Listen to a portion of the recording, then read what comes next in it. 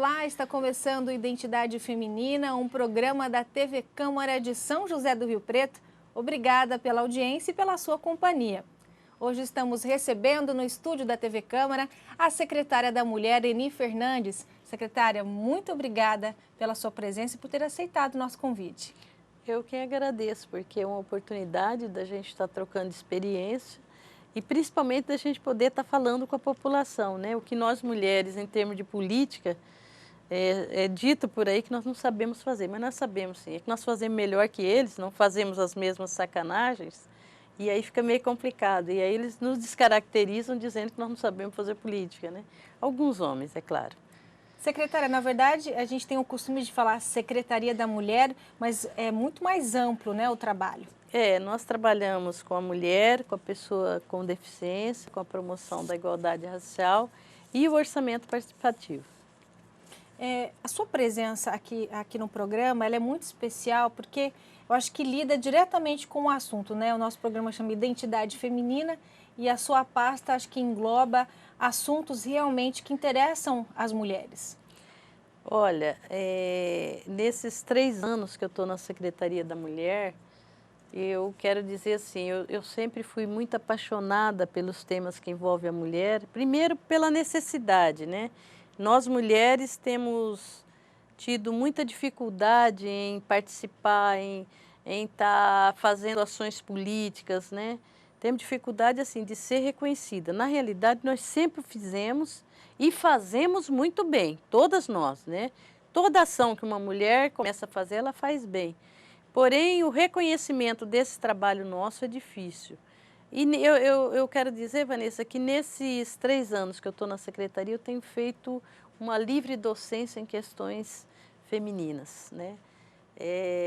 Estou muito feliz em poder estar lá, né? Sou muito grata ao prefeito pela confiança que me deu, porque eu nunca imaginava de ser secretária, nunca passou pela minha cabeça ser secretária. Essas pessoas falam, mas que acordo que você fez com o prefeito?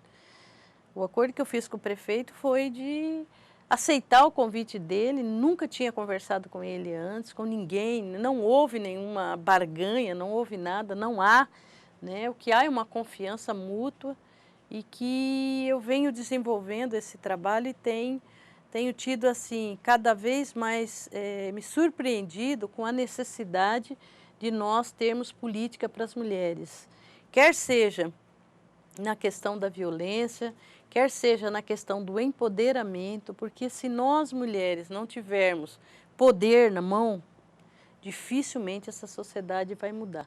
Dificilmente as grandes questões que nós enfrentamos hoje serão mudadas. É impossível se alcançar a igualdade se não tiver essas políticas, né, Com secretária? certeza, com certeza. E aí vem aquela necessidade da gente nos preparar, de todas as mulheres, né, seja aquelas mais humildes, que vivem, por exemplo, um processo de violência, ela tem que se preparar para que ela tenha condições de manter seus filhos. Porque muita gente diz assim, mas ela põe e volta para casa. Mas por que ela volta? Porque ela tem filhos.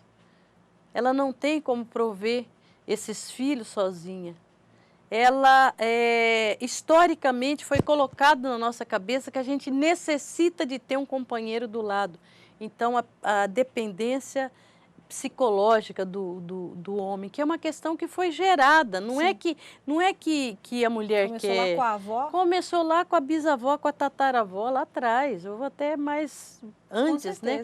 Aliás, na nossa cultura, para você ser uma mulher, você tem que ter um homem, né? Hoje até que, graças a Deus, né, as mulheres deram um salto de qualidade, né? Não há mais essa exigência, tanto a mulher quanto um homem. Um homem também tinha que ter uma mulher do lado, né? Eu lembro de alguns políticos aí na minha história, que não é tão antiga, né? Mas eu me lembro de homens que casaram para ter, para poder ter uma primeira dama e ter um cargo importante no governo. Quer dizer, desde quando, né, a condição pessoal, a condição particular das pessoas deve refletir na sua vida política? Isso é uma vergonha, né?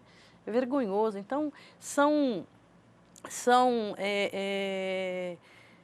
questões que nós temos que ultrapassar, né? Nós temos que, ao enxergar a sociedade, nós temos que vê-la de uma forma clara. O que é bom para o ser humano, né? Não aquilo que é conveniente para as pessoas, né? Mas esse seu pensamento e essa sua luta não começou agora. Está lá atrás, quando a senhora foi vereadora e até muito antes, né, secretária? Eu diria assim que a minha vida política começou quando eu tinha 7, 8 anos de idade. Eu morava num bairro muito pobre lá em Andradina e eu passava numa casa e vi uma senhora velhinha. Eu sempre entrava na casa dela, eu achava ela muito, Dona Sebastiana, eu achava ela muito legal. E aí um dia descobri que ela não tinha certidão de nascimento. E aí eu fui descobrir sozinha, como uma criança, como é que conseguia uma certidão de nascimento e consegui fazer a certidão de nascimento dela. Eu acho que esse foi o primeiro ato político meu. E dali eu comecei, né, na igreja, né, através da pastoral da juventude. Eu não me conformava em ver tanta gente pobre. Dali eu despertei para fazer serviço social. Fui para Lins fazer faculdade. Na faculdade em Lins, eu participei ativamente pela redemocratização do país. Então eu sei o que é realmente democracia, porque a gente não podia falar no final dos anos 70, início dos anos 80. Participei aqui em Rio Preto já das diretas, da campanha pelas diretas. Fui uma das pessoas que puxei o movimento aqui em Rio Preto. Depois também participei da vida política direta da cidade, vinha muito aqui na Câmara, era muito hostilizada, até chegar aqui como vereadora um dia, e que foi assim extremamente produtivo para a minha vida. Eu me lembro assim que algumas coisas, né, que passaram, mas que não passaram, algumas leis que eu fiz, por exemplo, a lei que as mulheres têm que ser homenageadas dia 8 de março, a lei que proíbe que circos tragam animais ferozes para a cidade, a lei que criou o SEMAI, é da minha autoria, foi assim o trabalho mais exaustivo que eu fiz aqui na Câmara. Fui eu que, aqui no meu gabinete, aqui embaixo, pensei o nome SEMAI, chamei os outros vereadores para avalizar comigo, né? Então, assim, eu fico muito feliz em ter passado aqui na Câmara, em ter contribuído para que a nossa cidade fosse uma cidade melhor, né? E vejo o SEMAI hoje, né? E fico imaginando quantos eram contra, quantos, inclusive a imprensa. Eu me lembro que um editorial de um jornal um dia me chamou de quem é aquela mulherzinha para querer dizer o que é melhor em termos de água e Antigamente era DAI? esgoto. Era a DAI, era um departamento de água e e havia uma proposta de privatizar. E no final dos anos 90 até os anos 2000, acho que 2000 e alguma coisa, 2003, por aí, foi criado o SEMAI. Não me lembro exatamente, sou péssima para guardar datas, mas foi criado o SEMAI, que eu acho que assim, é e será o grande orgulho da cidade de São José do Rio Preto. Nós não tivemos desabastecimento.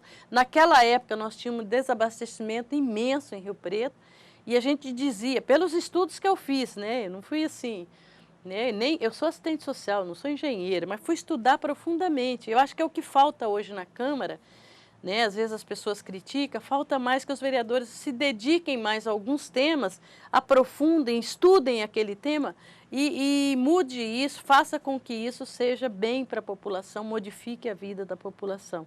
Às vezes se apresentam muitos projetos, mas não é o projeto em si, não é a quantidade, mas eu acho que a qualidade é que está faltando, né? E daí eu acho que é uma das razões que a nossa Câmara é muito criticada. O fato da senhora não estar mais na Câmara Municipal não significa que a senhora deixou de fazer política. Pelo contrário, né? Política a gente faz com cargo, mas faz sem cargo também, né? E como secretária eu faço porque eu tenho um cargo também, né? Hoje eu tenho um cargo de secretária, mas mesmo se eu não tivesse, quando eu não tinha, eu estava constantemente conversando, dialogando com o prefeito Valdomiro. Eu acho que isso que até que me levou, né? Porque eu sou do PT, né? Ele tinha ganhado a eleição do candidato do PT. Mesmo assim, eu em vários momentos fui lá mostrar para ele, ó, prefeito, eu acho que essa questão aqui não está correta, né? Eu tenho um envolvimento muito grande com o projeto de coleta seletiva que criou a Cooperlagos, né? Eu e outras pessoas da ARES, Associação Rio Pretense de Educação e Saúde, e eu ia mostrar para o prefeito, falei, doutor Valdomiro, olha, aqui no projeto de coleta seletiva está errado, isso não está certo, tal. Na época era 60 famílias, hoje são 80. Nós podemos fazer um trabalho melhor, e o prefeito sempre acatou minhas opiniões e ainda dizia, olha Inês, você é do PT, mas você não me trata como outros, né? Você vem trazer propostas, porque eu acho assim, o que me importa? O PT para mim é muito importante, mas para quê? Como um instrumento. É como você tivesse, por exemplo, um abacaxi, né? O abacaxi são os problemas. Para você poder comer o abacaxi, você precisa descascar. Então, o partido, para mim, é um instrumento. Então, seria a faca que corta o abacaxi. Ele é um instrumento para a gente poder descascar o abacaxi para que todos possam comer o abacaxi, né? Então, o partido, para mim, não é um fim. E tem gente que acha que é. Acabou a eleição, é hora da gente trabalhar. Vamos todos pegar o nosso instrumento, ajudar a descascar o abacaxi. Diálogo. Comer o abacaxi, dialogar, porque a gente não vai comer sem dialogar, né?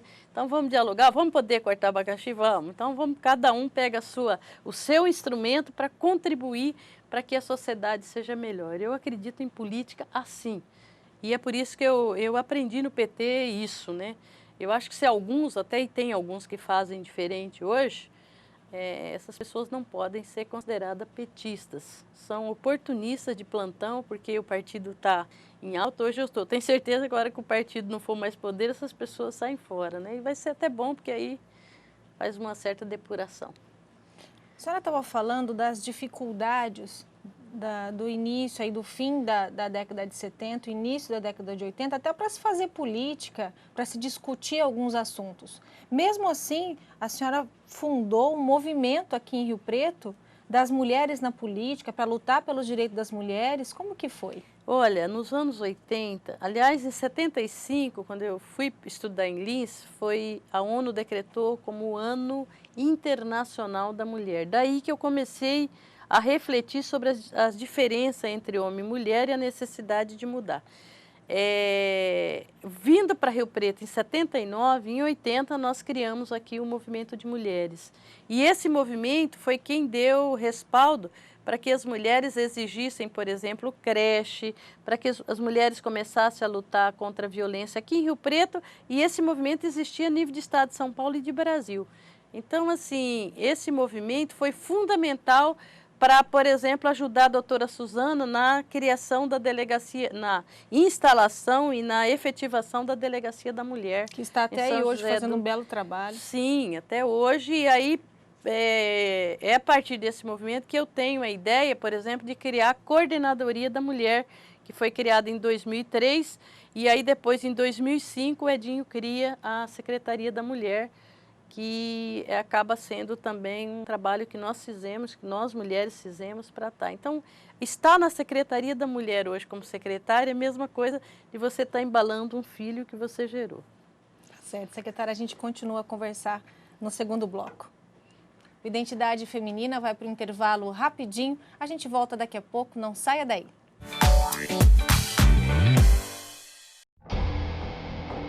Quando uma pessoa provoca alguém como ele na rua, não tem ideia do que ele é capaz. Sou capaz de deixar pra lá. Minha vida vale muito mais do que qualquer briga ou discussão. No Brasil, centenas de pessoas são mortas por motivos fúteis. Conte até 10. A raiva passa e a vida fica. Paz. Essa é a atitude.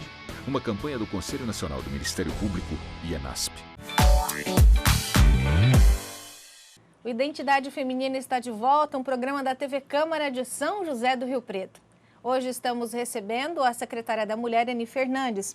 Secretária, a senhora também trabalhou junto à Pastoral da Mulher, justamente para garantir os direitos das mulheres marginalizadas. A gente pensa às vezes que não acontece isso, mas tem muito ainda hoje.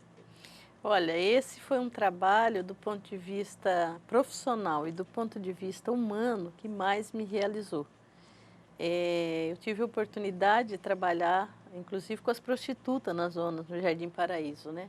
A ponto até de me ser confundida, né? Eu me lembro que um jornalista um dia, todo envergonhado, mas eu era vereadora na época, né? E tinha feito uma palestra sobre esse trabalho. Aí ele me perguntou assim, mas você viveu na zona de que tempo a que tempo? Porque a senhora Pelo trabalho que eu conhecia. fiz, né? Fui fazer uma palestra e eu falei, vocês não imaginam o sofrimento que aquelas pessoas passam, né? Falei tudo, né? O que eu sentia, porque você passa a sentir um pouco a dor daquelas Se pessoas. colocar no lugar das pessoas. Justamente os travestis, que vida, né? As próprias mulheres, o que elas contavam, relatavam para a gente no dia a dia, era alguma coisa assim que me marcou muito. Então fui fazer a palestra e o jornalista me confundiu. Eu estava até viajando com o Hércules, que é motorista até hoje aqui, e a gente deu muita risada, né? Porque ele perguntou, mas de quando em quando a senhora passou na zona, né? Na realidade, eu não tive essa infelicidade, não, porque não é felicidade, ali é uma vida em que as pessoas sofrem difícil. muito. Aliás, eu diria que dos sofrimentos humanos que eu já presenciei, o maior é de quem tem que vender o seu corpo para poder sobreviver. Foi possível fazer alguma coisa para essas pessoas? Foi muito gratificante. A primeira coisa é fazer com que a sociedade reconhecesse naquela época, né, de que aquelas pessoas eram seres humanos, porque a gente falava as meninas, né, da zona, elas tinham vergonha até de vir na igreja, né? E elas diziam, até tinha morrido uma, chamava Célia, e elas diziam assim, olha, nós não podemos ir na igreja, a gente quer uma missa aqui. Foi uma guerra, né, na cidade, porque o bispo não aceitou fazer uma missa lá, e elas não queriam vir na igreja. Que elas falavam, a gente sente muita vergonha, né, de ir lá, porque as pessoas ficam olhando, acho que era até... nem sei se as pessoas olhavam mesmo, mas elas queriam a missa lá num lugarzinho, né? Fariam um lugar especial e acabaram fazendo. Não foi uma missa, foi uma celebração, mas acabou fazendo, vindo um padre de fora, porque aqui a igreja católica não permitiu, né? E infelizmente Aí o preconceito não houve. que tá em todas as Mas instituições. aquele ato criou na cidade um sentimento muito grande e elas se sentiram mais à vontade. Por exemplo, para vir numa unidade básica de saúde, elas se sentiam extremamente discriminadas. Elas não iam, porque primeiro por causa do endereço, tal. Hoje não. Hoje até pela evolução da sociedade, né? Elas passaram aí no médico, né? Elas passaram, a gente levava pessoas para fazer palestra, então elas começaram a ver um novo horizonte. Então, esse trabalho para mim foi um dos mais significativos da minha vida, que me humanizou muito, mas muito mesmo, né? E que eu tenho assim, um prazer imenso em falar sobre ele. E até assim, sempre que eu falo dele, eu conto essa piadinha, né? Que o jornalista fez comigo, porque... eu falo realmente com muito entusiasmo daquele trabalho que ajudou muito as mulheres. E, aliás, assim, existia naquele momento no Brasil um movimento nacional das mulheres marginalizadas, chamava, né? Pastoral da Mulher Marginalizada. E a gente fazia encontros a nível de Brasil, me lembro vários, na ilha de Itamaracá, né? Na Bahia. Nós fomos várias vezes lá, fomos para o Ceará, fomos para Goiás, para Minas, enfim, né, em São Paulo várias vezes. Era um movimento muito ativo e contribuiu muito. Era mais ou menos nos anos 85, até os anos 90. Nós fizemos um trabalho muito grande aqui a nível de Brasil, patrocinado, incentivado pela Igreja Católica. Algo que deve ter marcado a vida da senhora também foi o mandato como vereadora, com certeza. Com certeza. Também, eu considero uma pessoa privilegiada, né? Eu sou cristã, sou muito grata a Deus pelo que Ele me fez, né? Eu acho que Ele me deu, assim, muitos momentos bons na vida. Eu já falei de vários momentos, né? Como estudante, como jovem, na pastoral universitária, na pastoral da juventude. E como vereadora, realmente foi um dos momentos muito, muito felizes da minha vida. Foram 8 anos que eu passei aqui que eu não vi passar de tão rápido, né, de tão profícuo que foi, tanto trabalho que a gente tinha aqui, né? Eu nem percebi que eu ia receber uma rasteira e não me eleger para o 3º mandato. Mas também, eu acho assim, são coisas que fazem com que a gente amadureça, né? E perceba o valor daquilo que perdeu. Eu não imaginava que era tão importante, né, eu ser vereadora e não ser. Aí, quando eu perdi, até conversando muito com o vereador Dorival um dia, e ele falava, só quando a gente perde que a gente vê o valor, né, de ser vereador e de você poder contribuir para a vida da cidade. Mas agora, como secretária, eu estou me sentindo uma vereadora no 3º mandato, né? Estou me realizando, estou podendo contribuir bastante com as pessoas com deficiência, que, aliás, né, é outro segmento que a gente trabalha na secretaria, e aí estou também agora me colocando à disposição, tenho trabalhado bastante com o LGBT, né, através da Abigail, que é uma ativista aí do movimento LGBT. Há muito tempo já.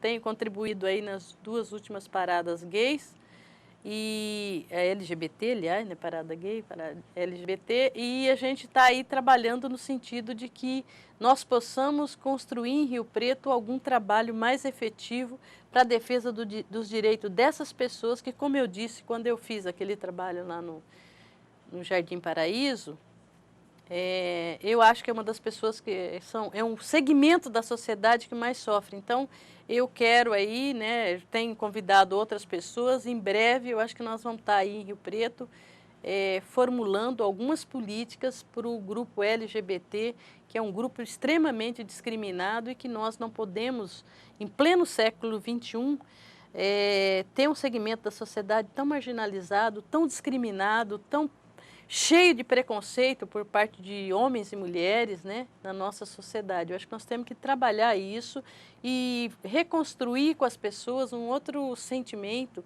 né, de defesa e de, acima de tudo, de compreensão de que nós somos iguais, né, de que não há,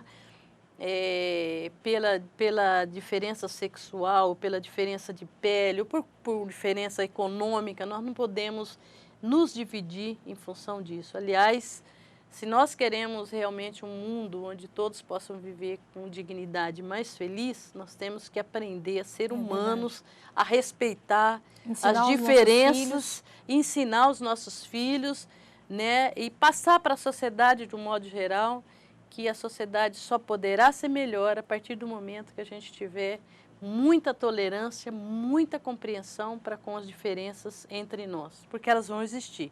E nós temos que saber compreender. A mulher consegue ter um olhar diferente para essas diferenças? Com certeza, com certeza.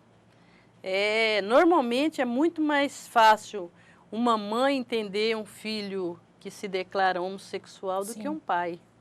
É muito mais difícil uma mãe entender um filho dependente químico do que um pai. Eu trabalho também, faço hoje um trabalho voluntário, né, no Amor Exigente, com famílias de dependentes químicos. Então, eu tenho essa constatação. Um exemplo que me marcou muito é ver nos finais de semana as visitas nos presídios, a maioria mulher e mãe. As mães que geralmente vão visitar os filhos nos presídios. Quando o filho ou uma filha tem algum problema que a sociedade não aceita, quem vai aceitar é a mãe. Normalmente a mãe. Raramente uma mulher não aceita. Por quê? Porque também a mulher ela foi educada, né, para acolher, para receber, né? Quer dizer, nós temos uma série de qualidades, né? Nós somos discriminadas em outras, né? Nós somos discriminadas quando se trata de criar políticas, de fazer política. Então, aí sim, nós não servimos. Mas quando se trata de cuidar, de dar carinho, de compreender, aí sim nós somos chamadas a fazer isso. É claro que isso está mudando também. Muitos homens, felizmente, estão enxergando seu papel, que seu papel é na cozinha, ajudando a cozinhar, seu papel é ajudando a limpar a casa, que seu papel deve ser cuidar dos filhos, levar o filho no tarefas médico, estão divididas enfim, hoje em ser casa. divididas e não simplesmente a mulher ter a responsabilidade pelo lar. O lar é de todos, dos filhos e da mãe e do pai, não só da mãe e dos filhos, né? Normalmente era assim que a nossa sociedade patriarcal enxergava, né? Mulher tem um papel de ficar em casa, de cuidar, enquanto que o homem vai fazer outras atividades. Eu acho que isso está mudando e é para o bem da sociedade. Eu fico até indignada, Vanessa, quando eu vejo e vi esses dias, né, um homem dizer assim, mas a sociedade está pior, essa violência, essa coisa toda que está acontecendo nas famílias, é porque a mulher saiu de casa e foi trabalhar. E não é. Eu já ouvi muito isso Muito também. muito pelo contrário, né? Numa família até de pais separados, pode haver extrema fraternidade. Basta que os pais, o casal que se separa, construa isso e não ache que o filho tem que estar contra o pai, porque o pai separou, a mãe, né? Não, pelo contrário, é saber dialogar. Eu acho que a separação deve ser encarada como uma coisa normal. A hora que ambos entenderem que pode ser normal, que pode ter uma relação normal, separando, que é melhor para os dois separar, os filhos também vão enxergar assim. Agora, se os dois começarem a brigar na frente, acho que é pior. Eu vi até uma pesquisa esses dias, que filhos de pais separados vivem melhor do que filhos de pais que vivem brigando entre si em casa. E os filhos vendo, eu li uma pesquisa né? nesse Então, sentido. acho que uma família onde os pais se compreendem está ótimo, mas os pais que não se entendem tem mais muito que mais separar, saudável os pais serem amigos separados. Separados do que brigando e fingindo que estão, mostrando para a sociedade, que ainda é aquela ideia antiga, né, que tem que mostrar que está junto, né? Mas é mal para os filhos e isso é ruim para a sociedade de um modo geral. E a senhora lida com isso na secretaria porque a agressão psicológica, ela muitas vezes é pior do que a agressão física. Muito pior, porque a pessoa não pode expressar, a pessoa tem medo de expressar, a pessoa fica sem vontade de fazer as coisas. Eu acho que a agressão psicológica, e ela acontece dentro do trabalho. Um homem, por exemplo, que tem um cargo de diretoria, vamos dizer, se ele é diretor de mulheres, ele trata aquelas mulheres como se fosse, claro que não todo homem, né? Mas um homem que tem uma mentalidade machista, ele trata como se a mulher fosse coisa, né? E como se a mulher não soubesse, ele tem que ensinar, ele tem que fazer e ele tem, acima de tudo, que corrigir, né, os erros da mulher, como se nós precisássemos de ser corrigidas. Não que nós não precisamos, é claro, todo mundo precisa. Todos nós precisamos. Mas eles acham que eles sabem mais e que nós não sabemos, né? Aquela mentalidade de que eu sou superior, né? E não é, né? Nós temos que ter essa clareza que podemos ter nossas falhas também. Nós mulheres temos muitas falhas, todo ser humano tem, né? Todos nós. Eu, aliás, assim, toda noite eu procuro parar um pouco para rever minhas falhas, para projetar um dia melhor para a minha vida. É claro que ainda erro, né? Mas sempre errando, mas sempre buscando me aperfeiçoar, melhorar. E isso é bom acima de tudo, sabe para quem? Para mim mesmo, não para os outros. Exatamente. Tem uma música que fala, que eu acho muito interessante, que acredito que seja, acho que de um padre, que fala que eu sou imperfeição, eu sou contradição. Mas Deus, ele é perdão. Então a gente pede perdão e continua corrigindo e continuando a nossa caminhada. Com certeza. Eu acho que eu particularmente também sou muito fã daquela música do Almir Sater, que diz: todos nós possuímos o dom de ser capaz e de ser feliz, né? E temos sim esse dom, né? Basta cada um de nós construir a sua história, né? E essa história pode nos dar mais felicidade ou menos felicidade. Depende de cada um de nós, né? Com essa sua linda mensagem, então, a gente encerra o nosso programa. Muito obrigada pela sua presença, secretária. Seja sempre bem-vinda aqui no Identidade Feminina. Que pena que acabou, né? Que pena. Mas muito obrigada a você, Vanessa, a toda a sua equipe, a equipe aqui da TV Câmara. Eu estava aqui dizendo nos bastidores, né, e quero tornar público a minha admiração pelo trabalho de vocês.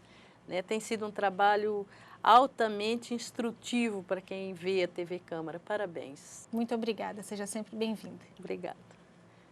Identidade Feminina fica por aqui. Você pode ajudar a fazer os nossos próximos programas, ligando para a gente ou até mesmo mandando um e-mail. A gente volta a se ver no próximo programa. Até lá. Tchau, tchau.